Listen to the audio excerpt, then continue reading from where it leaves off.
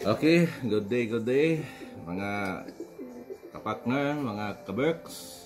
Tutorial na naman tayo sa ating sasakyan. Ito ang receiver dryer. Curiosity kayo mga kaigsunan, ako ang gigabas. Sumauda na isulod nasa restrainer sila lalom. Huwag na po siya kanang tawag salaan. Yang function guys, kini mo na out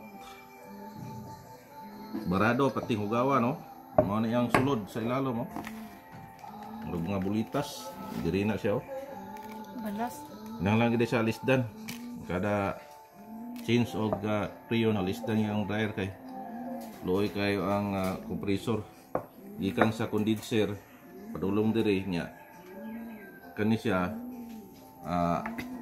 in nya out ni na tunga padulong diri sa evaporator.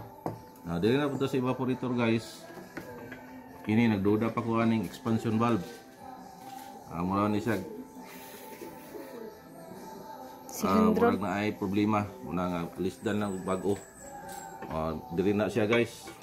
Siya mo control sa kining rayon nga mapabugnaw na ining evaporator.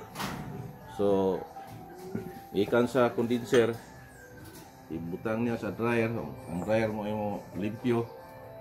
Limpyo na kayo maabot din tapos mo na nga magbugdaw na guys.